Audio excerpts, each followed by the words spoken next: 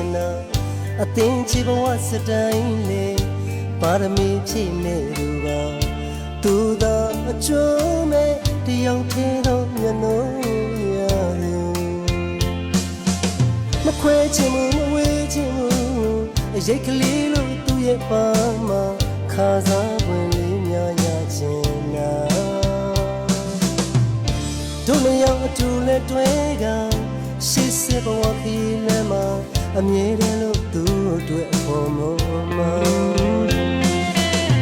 လုံးဝတမြောက်ချီသည်လို့ရင်သူ့အတွက်ဆိုမညိုညင်မှုကွယ်အသေးသက်တောင်ပေးနိုင်လေ